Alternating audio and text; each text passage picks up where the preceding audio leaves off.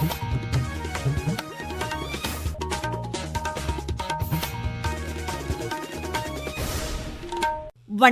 ஆகாஷ்வாணி மாநில செய்திகள் வாசிப்பவர் சாந்தி ரமேஷ்.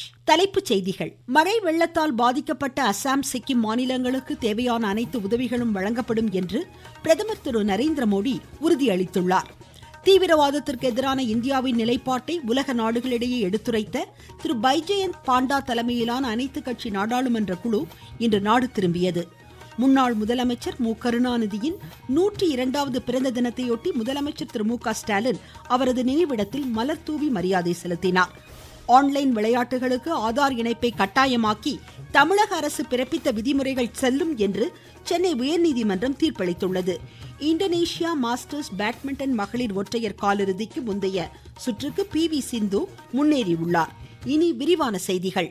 மழை வெள்ளத்தால் பாதிக்கப்பட்ட அசாம், சிக்கிம் மாநிலங்களுக்கு தேவையான அனைத்து உதவிகளையும் நிவாரணங்களையும் மத்திய அரசு வழங்கும் என்று பிரதமர் திரு நரேந்திர மோடி உறுதியளித்துள்ளார்.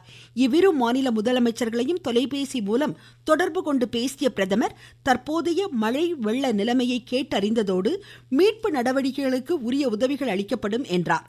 இதனிடையே அசாம் மாநிலத்தில் 22 மாவட்டங்கள் வெள்ளத்தால் பாதிக்கப்பட்ட நிலையில் 1250 வருவாய் கிராமங்களை நீர் முற்றிலும் சூழ்ந்துள்ளது.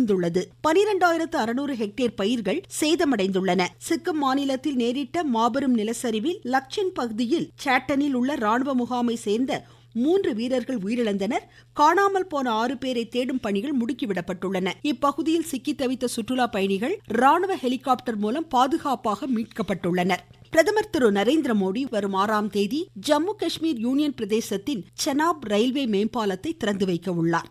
உலகின் மிக உயரமான இப்பாலம் ஜம்மு காஷ்மீரின் பெருமைமிகு சின்னமாகவும் புதிய இந்தியாவின் வலிமையையும் தொலைநோக்கு பார்வையையும் சித்தரிக்கும் வகையில் கட்டமைக்கப்பட்டுள்ளதாகவும் மத்திய அமைச்சர் டாக்டர் ஜிதேந்திர சிங் தமது சமூக வலைதள பதிவில் கூறியுள்ளார்.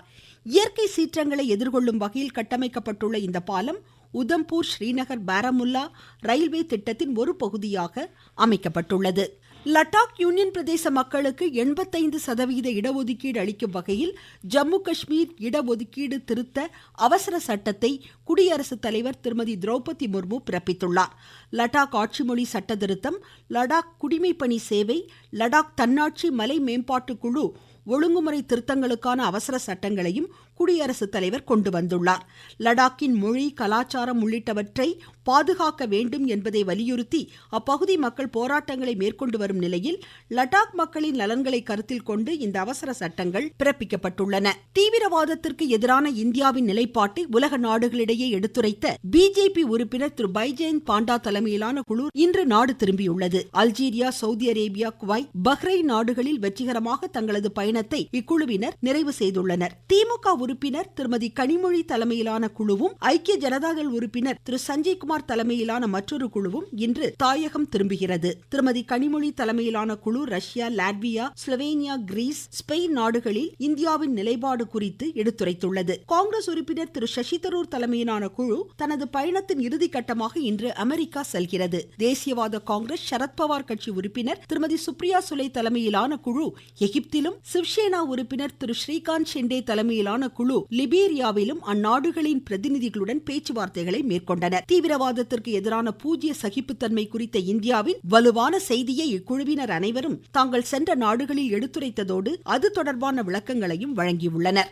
நாட்டின் பொருளாதாரத்தில் வருவாய் புலனாய்வு இயக்குநரகம் முக்கிய பாதுகாப்பு அம்சமாக திகழ்கிறது என்று மத்திய நிதி அமைச்சர் திருமதி நிர்மலா சீதாராமன் கூறியுள்ளார். நாட்டின் வருவாய் புலனாய்வு இயக்குநரக தலைமையக கட்டிடத்தை புதுடெல்லியில் இன்று துவக்கி வைத்து பேசிய அமைச்சர், கடத்தல், போதைப் பொருள் புழக்கம் போன்ற அச்சுறுத்தல்களிலிருந்து தேசத்தை இந்த அமைப்பு பாதுகாப்பதாக குறிப்பிட்டார். நாட்டின் பாதுகாப்பு கட்டமைப்பை தாங்கி நிற்கும் வலுவான அரணாக இந்த இயக்குநரகம் திகழ்வதாகவும் அமைச்சர் கூறியுள்ளார். அனைத்தையும் உள்ளடக்கிய வளர்ச்சியையும் மின்னணு பொருளாதாரத்தை மேம்படுத்தவும் பிரிக்ஸ் நாடுகள் டிஜிட்டல் பொது கட்டமைப்பை வலுப்படுத்துவதன் அவசியத்தை மத்திய தொலைத்தொடர்புத்துறை இணையமைச்சர் டாக்டர் பெமசானி சந்திரசேகர் வலியுறுத்தியுள்ளார். பிரேசில் தலைநகர் பிரசீலியாவில் பிரிக்ஸ் தொலைத்தொடர்பு அமைச்சர்கள் கூட்டத்தில் உரையாற்றிய அவர், எதிர்கால மின்னணு வளர்ச்சிக்கான முன்னெடுப்பை அர்ப்பணிப்புடன் செயலாற்ற இந்தியா உறுதி பூண்டிருப்பதாக கூறினார். இந்நிகழ்வின் போது எல்லை தாண்டிய டிஜிட்டல் படைப்பாற்றல் திறன் மற்றும் நிலைத்தன்மையை மேம்படுத்துவதற்கான பிரகடனத்தை பிரிக்ஸ் நாடுகள் நாடுகள் மேற்கொண்டன. நீங்கள் கேட்டுக்கொண்டிருப்பது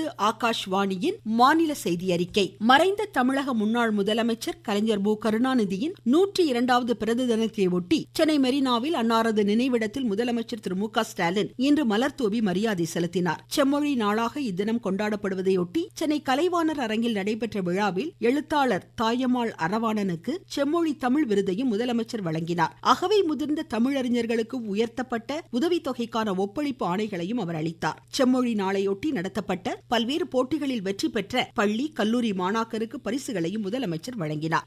ஈரோடு மாவட்டம் பெருந்துறை விஜயமங்கலத்தில் வேளாண் கண்காட்சி மற்றும் கருத்தரங்கை முதலமைச்சர் வரும் 11ஆம் தேதி தொடங்கி வைக்க உள்ளார். வேளாண் பெருமக்கள் இதில் அதிக அளவில் பங்கேற்று பயன்பெறுமாறு மாநில வேளாண் உழவர் நலத்துறை அமைச்சர் திரு எம்.ஆர். கே. பன்னீர்செல்வம் கேட்டுக்கொண்டுள்ளார். தமிழ்நாட்டில் அரசு பேருந்து கட்டணம் உயர்த்தப்பட மாட்டாது என்று மாநில போக்குவரத்து துறை அமைச்சர் திரு எஸ். சிவசங்கர் கூறியுள்ளார். அரியலூரில் இன்று செய்தியாளர்களிடம் பேசிய அவர், அரசு பேருந்து கட்டணம் உயர்த்தப்படும் என்று வெளியாகும் செய்திகள் உண்மைக்கு புறம்பானவை என்றார். தனியார் பேருந்து கட்டணம் தொடர்பான வழக்கு நீதிமன்றத்தில் நிலுவையில் உள்ளதாகவும் அமைச்சர் கூறினார். அரசு பேருந்து கட்டண உயர்வு இருக்காது. தனியார் பேருந்து உரிமையாளர்கள் நீதிமன்றத்தை நாடி தங்களுக்கு பேருந்து கட்டண உயர்வு வேண்டும் என்று கோரிக்கை வைத்திருக்கிறார்கள். அந்த கோரிக்கை அடிப்படையில் நீதிமன்றம் பொதுமக்களுடைய கருத்து கேட்பதற்கு அறிவுரை வழங்கியிருக்கிறது. அரசை பொறுத்தவரை ஏற்கனவே எடுத்த நிலைப்பாடுதான். அரசு பேருந்து கட்டணத்தை உயர்த்துவதற்கு எந்த எண்ணமும் கிடையாது. மீண்டும் ஒரு முறை இதை தெளிவாக சொல்லிக்கிறேன். அரசுக்கு பேருந்து கட்டணத்தை உயர்த்துகின்ற எண்ணம் இல்லை. ஆன்லைன் விளையாட்டுகளுக்கு ஆதார் இணைப்பை கட்டாயமாக்கி நேர கட்டுப்பாடுகளை விதித்து தமிழக அரசு பிறப்பித்த விதிமுறைகள் செல்லும் என்று சென்னை உயர்நீதிமன்றம் தீர்ப்பளித்துள்ளது. இது தொடர்பான வழக்கை விசாரித்த நீதிபதிகள் எஸ்.எம். சுப்பிரமணியன், கே. ராஜசேகர் அடங்கிய அமர்வு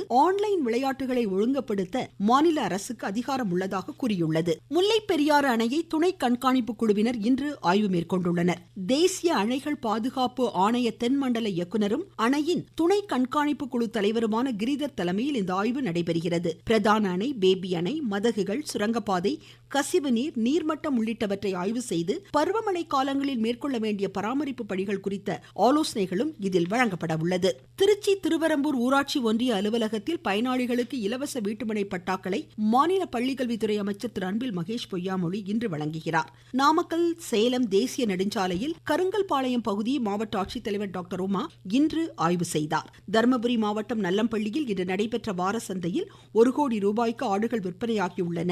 பக்ரீத் பண்டிகையொட்டி ஆடுகளின் விற்பனையும் வரத்தும் அதிகரித்துள்ளது குறிப்பிடத்தக்கது. திருப்பூர் மாவட்டத்தில் உள்ள வட்டார வளர்ச்சி அலுவலகங்களில் ஆதரவற்றோர் நலவாரிய உறுப்பினர் சேர்க்கை முகாம் நாளை தொடங்குவதாக எமது செய்தியாளர் தெரிவிக்கிறார். கைம்பெண் மற்றும் ஆதரவற்ற நலவாரியத்தில் உறுப்பினர் சேர்க்கை முகாம் திருப்பூர் மாவட்டத்தில் உள்ள வட்டார வளர்ச்சி அலுவலகங்களில் நாளை புதன்கிழமை முதல் தொடங்குகிறது. மாவட்டத்தில் உள்ள 13 வட்டார வளர்ச்சி அலுவலகங்களில் காலை 10 மணி முதல் மாலை 4 மணி வரை நடைபெற உள்ளது. முகாமுக்கு வருபவர்கள் ஆதார் கார்டு, விதவை சான்றிதழ், செல்போன் ஆகிய விவரங்களுடன் வட்டார வளர்ச்சி அலுவலகங்களில் தொடர்பு கொண்டு பயன்பெறலாம். திருப்பூர் மாவட்டத்திலிருந்து சபரேஷ். புதுக்கோட்டை மாவட்டம் ராங்கியம் வருவாய் கிராமத்தில் மக்கள் தொடர்பு முகாம் வரும் 11ஆம் தேதி நடைபெறுவதையொட்டி நாளை முதல் பொதுமக்கள் கோரிக்கை மனுக்களை அளிக்கலாம் என்று ஆட்சித்தலைவர் திருமதி அருணா கூறியுள்ளார். கன்னியாகுமரி மாவட்டம் திருப்பரப்பு அருவியில் தண்ணீர் ஆர்ப்பரித்து கொட்டுவதால் பிரதான அருவியில் சுற்றுலா பயணிகள் குளிக்க தடை நீட்டிக்கப்பட்டுள்ளதாக எமது செய்தியாளர் கூறுகிறார். குமரி மாவட்டத்தின் முக்கிய சுற்றுலா தலங்களில் ஒன்றான திருப்பரப்பு அருவியில் நீர்வரத்து அதிகரித்ததை தொடர்ந்து திருப்பரப்பு அருவியில் மெயின் அருவியில் குளிக்க தடை விதிக்கப்பட்டு உயரம் குறைவான பகுதியில் மட்டுமே சுற்றுலா பயணிகள் குளிக்க அனுமதிக்கப்பட்டனர். கோடை விடுமுறை காலம் என்பதால் ஏராளமான சுற்றுலா பயணிகள்